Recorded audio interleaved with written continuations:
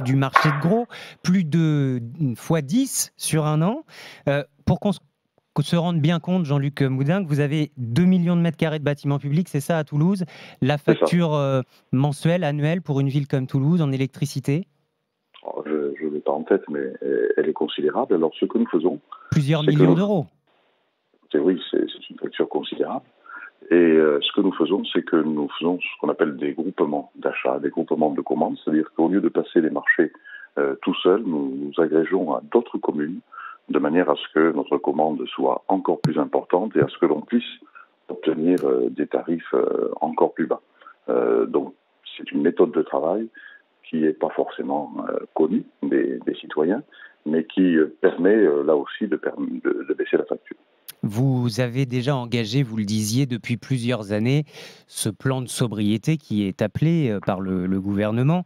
Est-ce qu'il va y avoir des efforts supplémentaires à Toulouse? Parce que je vois à Lille, Martine Aubry, la maire socialiste, vient d'annoncer qu'elle va cesser d'éclairer les bâtiments publics la nuit, mettre certaines fontaines hors service. À Strasbourg, l'écologiste Jeanne Barséguian va diminuer le chauffage dans les crèches, dans les écoles, pas plus de 19 degrés, possiblement moins d'illumination sur le marché de Noël. Chez vous, à Toulouse, quel changement d'habitude il y a à prévoir? Écoutez, nous sommes en train de préparer des mesures du même ordre. J'ai demandé il y a quelques semaines aux élus concernés, aux services, de travailler le sujet pour que, à la fin du mois, on me présente un plan global que je rendrai public, bien évidemment. Nous avons quelque chose qui va nous aider beaucoup. C'est que nous avons enclenché la transformation de tout le parc de l'éclairage public. L'éclairage public, c'est un poste important de consommation énergétique dans une grande ville. Nous transformons, c'est-à-dire que nous remplaçons systématiquement les ampoules classiques par des ampoules LED. Ça représente chaque fois une baisse de consommation de 70%. Et à l'heure où je Et vous une parle, baisse sur la facture aussi de 70%, Jean-Luc Moudin? oui, ben, évidemment.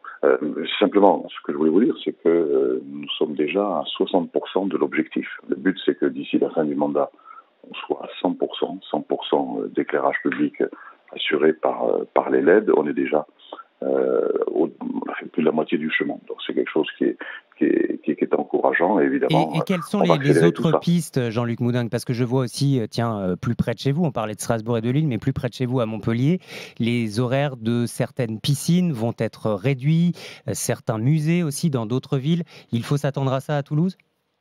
Écoutez, moi, je n'ai pas d'annonce à faire aujourd'hui, hein, comme je vous l'expliquais tout à l'heure. Par contre, ce qui est sûr, c'est que dans une grande ville, on a tendance parfois à être dans des facilités.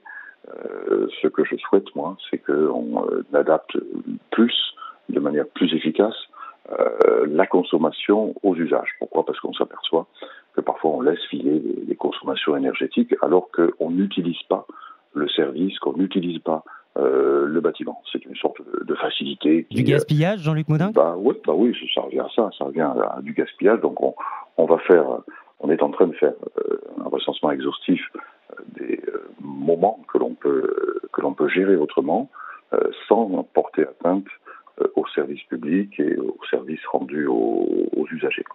Donc effectivement, à l'échelle d'une grande ville, hein, Toulouse c'est la 4e ville de France, ce type de démarche permettra d'économiser de manière assez conséquente.